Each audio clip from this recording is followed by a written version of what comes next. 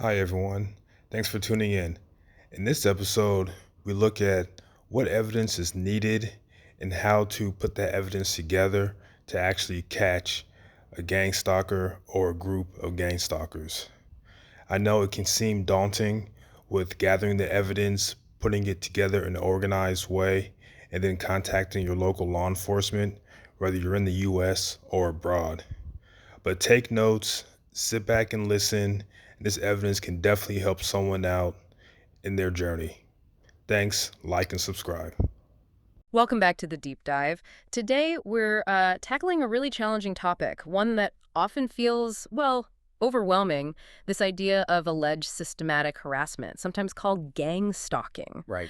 It's a concept that, brings up a lot of questions and frankly leaves people searching for clear, actionable answers. He really does. So our goal today isn't to get tangled up in the confusion. It's more about shining a light on concrete strategic ways to actually document and address these kinds of claims. Okay, let's unpack this. Exactly. And while the experience itself can be, deeply distressing, and the term gang stalking itself is complex, maybe sometimes misunderstood, our focus today is purely practical. Right. We're looking at evidence-based approaches Yeah. for anyone who feels they're experiencing this kind of harassment. And we've drawn insights from some really credible sources. Okay. We're talking FBI guidelines, academic research, victim advocacy groups, specifically looking at things like combating gang stalking, evidence and legal strategy, and also the cyber stalking guidelines from fitzpatrick.house.gov. Okay, so solid sources. Our mission then is pretty clear. Give you a structured, strategic path forward. We want to pull out the most important nuggets of info from this research and really empower you with a solid, verifiable approach to what can feel like a really, invisible and overwhelming problem. The goal is building a case that can actually stand up to scrutiny. And that's the key word, isn't it? Yeah. Verifiable. When we talk about building that kind of case, the absolute crucial starting point, almost always, is digital forensics. Digital forensics. Why there first? Well, because digital evidence leaves a trace. It leaves fingerprints, digital fingerprints that are incredibly difficult to argue with. So it often forms the strongest sort of foundational proof you can gather. Digital fingerprints. Okay, Yeah. so what do those look like in, practical terms? What specific traces should someone actually be looking for? Right. So a key first step is monitoring your network, your home Wi-Fi, Yeah. basically. Yeah. You need to look closely at your router logs. Router logs. Okay. Yeah, these logs can show you things like unusual MC addresses or IP addresses popping up on your network. Explain those a bit, MC and IP addresses. Sure. Think of an MAC address, like a unique serial number, for any device, your phone, laptop, even a smart TV. An IP address is like its current mailing address on the internet. Gotcha. So if you see unfamiliar ones in your logs, ones you don't recognize, Yeah. that could be a sign of unauthorized access. Someone might be on your network, potentially surveillance. Mhm. There are tools like Wireshark, for instance. It's kind of like putting your internet traffic under a microscope. Right. It lets you see every little packet of data going in and out.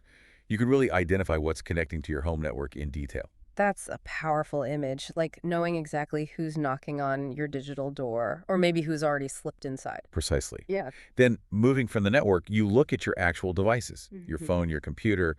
Regular device scans are absolutely necessary. Okay. You need to scan for something called stalkerware. Stalkerware. That sounds targeted. It is. It's not just like a random virus. It's malicious software specifically designed to secretly monitor your activity. We're talking calls, messages, location, often completely hidden from you. Wow. And how do you find that? Well, software like Bitdefender or Malwarebytes are pretty good at detecting and removing these kinds of hidden monitoring tools. They help you find out if someone's basically gotten unauthorized access into your digital life. So network first, then devices. Makes sense. How sophisticated is this stalkerware usually? Is it easy for an average person to miss? Oh, it can be incredibly sophisticated, often designed to run totally silently in the background, consuming minimal resources. It's exactly why you need specialized tools to find it. Okay. But, beyond the digital stuff, there's actually a layer of protection many people don't think about, which is RF detection, radio frequency. RF detection. Now that sounds interesting. So beyond the computer screen, you're saying you can actively scan your physical space for hidden devices. Exactly. How easy is that for someone to actually do? Surprisingly accessible, actually. RF detectors are handheld gadgets. They sense and help you pinpoint hidden transmitting devices, think tiny cameras or microphones, by picking up the radio signals they emit. Huh. Are they expensive? You might be surprised. Many effective models are in the range of, say, $50 to $300. Not insignificant, but maybe less than you'd think. Devices like the K18 Pro, for instance, are mentioned in the sources as being, viable options for people. Wow. It gives you a way to proactively sweep your own environment, your home, your office. It gives you back some control over your physical space. Okay, so we've got digital forensics, network logs, device scans, and then physical detection with RF scanners. What else? Well, moving beyond just detection, it's equally vital to systematically document observable behavioral patterns. Behavioral patterns. Okay, this isn't just about remembering odd things that happen. The key insight here from the research is that demonstrating a clear, persistent pattern is critical. Why the pattern? Because a pattern is what shows intent. It shows something deliberate is happening, not just random, isolated incidents. And that demonstration of intent is absolutely foundational if you're considering any kind of legal action. Right, that makes sense. A pattern proves it's not just coincidence. So if the pattern is key, how do you go from just noticing things to creating a structured record, something that holds up? Exactly. You need a rigorous system. Yeah. First step, time-stamped logs. Log every single incident, no matter how small it seems at the time. Every single one. Every single one. And tools like, say, Google Forms feeding into Google Sheets are actually great for this How so? because they automatically timestamp every entry. It keeps everything organized chronologically, easy to sort, easy to retrieve.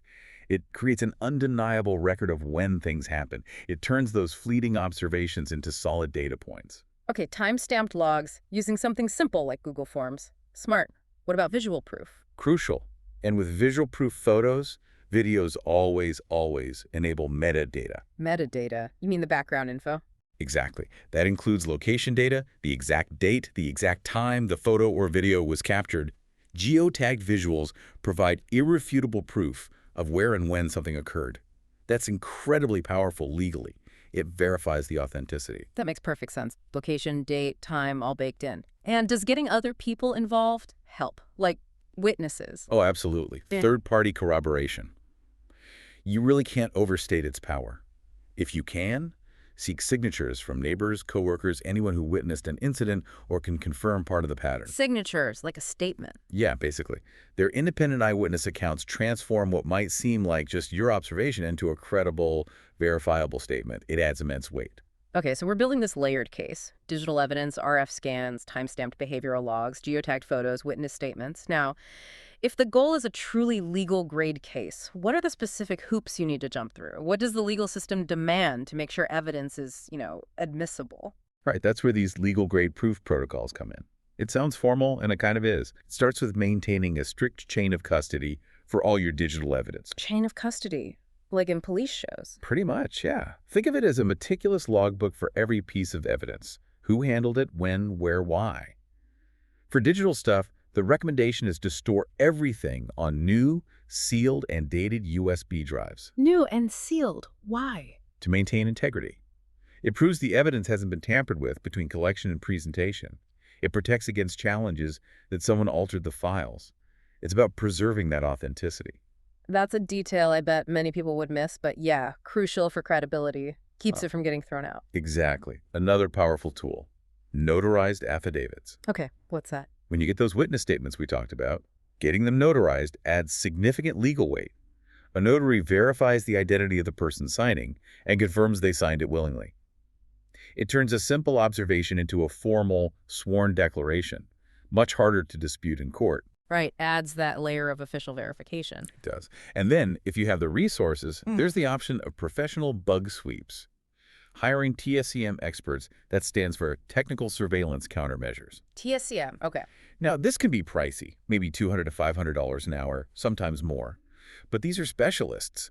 They do incredibly thorough searches for hidden devices using sophisticated gear, and crucially, they produce court-admissible reports detailing their findings. These reports are extremely difficult to challenge. Okay, so that's the top tier for physical detection evidence. Given all these different types of evidence, digital, physical, behavioral, witness, do the sources indicate which ones carry the most weight legally? Where should you really focus your energy if resources are limited? Yes, the sources, including those government guidelines, are actually quite clear on this. They lay out critical evidence categories and even give them legal weight ratings, sort of like stars. Oh, interesting, like a rating system. Kind of, yeah. Digital evidence, specifically router logs combined with a forensic image of a phone, gets the highest rating. 3 stars. It's considered an FBI standard, meeting a very high bar for reliability. So that technical digital evidence really is king. It's foundational, absolutely. But right up there, also with 3 stars, is strong corroborative evidence. That means multiple independent witness statements, plus things like audio recordings. Okay, witnesses are key too. Very key. And also getting 3 stars, a demonstrable pattern, showing that logbook we talked about with at least 6 months of consistent incident logs that clearly demonstrates intent. It shows it's not just isolated stuff. 6 months minimum, okay, and physical evidence, the RF sweeps photos of devices. That gets a strong 2-star rating. Still highly valuable, definitely worth doing, but maybe seen as slightly less irrefutable than, say, a forensic digital trace or multiple sworn witness statements. That hierarchy is super helpful, gives a clear roadmap. Okay, so let's say you've done all this. You've collected digital evidence, logged patterns, maybe got witness statements, done sweeps. You have this body of evidence. How do you actually present it? How do you engage with authorities? It must feel really daunting. It definitely can be. And this is where strategy is absolutely key. You don't just dump a pile of papers on someone's desk. You need to build what's often called a prosecution package. A prosecution package. Basically, you compile all that meticulously gathered evidence into organized chronological binders. Everything labeled, easy to follow. What goes in it? It should start with a concise cover summary. Really lay out the consistent pattern of harassment clearly and briefly. Then include technical appendices for all the digital forensics, the logs, the reports, and critically, a clear contact list for all your witnesses. So you're making it as easy as possible for law enforcement or a prosecutor to grasp the situation quickly. Exactly. You're essentially handing them a ready-made case file to review. It shows you're organized, serious, and you've done your homework. Makes sense. And where do you take this package? Who do you report to? You report strategically, depending on the incident type. For individual documentable events like vandalism, maybe trespassing, file incident reports with your local police department. Keep copies of everything. Okay, local PD for specific incidents. What about the cyber stuff? For digital harassment, online threats, hacking, you direct those reports to the FBI's Internet Crime Complaint Center. That's IC3. The website is ic3.gov. IC3. Got it. And if your case seems to involve interstate activity or maybe more complex cyber crimes, it's worth considering contacting your state attorney general's cybercrime unit. They often have more specialized resources. Okay, different avenues depending on the specifics. Are there any legal tools or specific laws you can use to help gather more evidence, especially from big companies or maybe building management? Yes, absolutely. Privacy laws can be powerful here. Think GDPR in Europe or CCPA in California and similar laws elsewhere. You can submit formal requests under these regulations to tech companies, social media, email providers. What kind of request? Demanding access logs. These might contain crucial IP addresses or device IDs linked to harassment or unauthorized access related to your accounts. Ah, using their own data against potential harassers. Potentially, yes. Also, don't forget about physical spaces. If relevant, you can formally demand building security footage from your apartment building, your workplace, citing relevant state surveillance or tenant laws. This can provide invaluable visual evidence that management might not offer up voluntarily. Good point. Okay, this is all about taking action, but it raises an important question.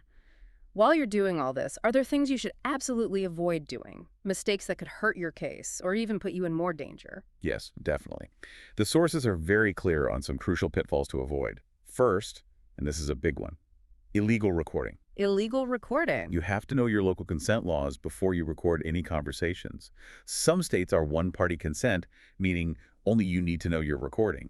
But many others are all-party consent, where everyone in the conversation must agree to be recorded. And if you break that law? You could face serious legal trouble yourself, and the recording would likely be inadmissible as evidence anyway.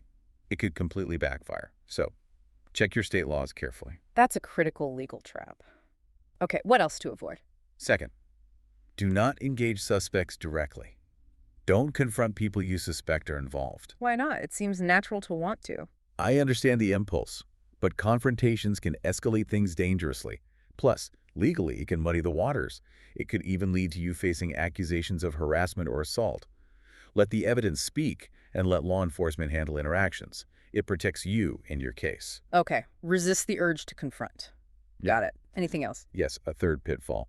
Be very, very cautious about discussing the specifics of your case online. What do you mean, like on social media? Social media, but also specifically some online forums where people discuss experiences of alleged group harassment, sometimes called targeted individual or TI forums. Why are those risky? Because anything you post publicly can potentially be found and used against you in court. The defense could try to use your online statements, maybe taken out of context, to undermine your credibility or paint you in a certain light. Keep your narrative tight, factual, and focused on the official channels. So maintain control of the narrative, stick to the facts, use the legal system, avoid public speculation or confrontation. It's about a disciplined approach. Exactly. It really comes down to that. The key insight from one of the studies we looked at, Sheridan and James, basically boils down the recipe for a successful outcome. What's the recipe? They found that successful prosecutions almost always require 3 core things. 1, clear digital fingerprints, those IPs, device IDs. 2, robust cross-corroboration, multiple witnesses plus physical proof. And 3, that demonstrable pattern we talked about ideally, at least 3 incidents per month for 6 months or more. 3 incidents a month for 6 months. That's specific. It gives a benchmark for demonstrating persistence, Yeah. right? Without those 3 pillars, digital proof, corroboration, pattern cases really struggle to gain traction. That is incredibly clear, a really potent blueprint. So for our listener who's maybe feeling overwhelmed but wants to take action today, right now, what are the immediate, tangible first steps they can take? Okay, 3 things come to mind immediately. First, if you suspect your devices are compromised, plan to do a factory reset. And this is crucial only after you've arranged for a full forensic image or backup. You need to preserve potential evidence before wiping the device. Preserve first, then reset. Got it. Second, consider installing security cameras. Importantly, choose cameras that offer end-to-end encryption. Brands like UFI are often mentioned. This protects your own privacy while you're documenting incidents happening around your property. End-to-end encryption, good tip. And third, and this might be the most important early step, retain a cyber investigations attorney, or at least consult with one. an attorney specializing in this. Yes. A consultation might cost, say, $200 to $500. But getting specialized legal guidance from the very beginning, ensuring your evidence collection methods are sound from day one, that can be absolutely invaluable down the line. Forensic image, encrypted cameras, legal counsel. Powerful first steps. It really brings us back to that quote we found in the FBI Cyber Division Advisory for 2025. Which one was that? Documentation is your weapon. The paper trail outlasts the torment. That sums it up perfectly, doesn't it? It really does. Wow, what an incredibly detailed deep dive this has been. We've gone through everything from building that digital fortress, documenting behavior patterns, understanding those legal grade proof standards, and how to strategically engage with authorities. It's clear that, yes, confronting this kind of alleged harassment feels incredibly isolating, overwhelming, but there are concrete, verifiable steps you can take. You can gather evidence, protect yourself, and seek justice. That meticulous documentation, like we just heard, it isn't just a nice to have, it really is your most potent tool. Absolutely.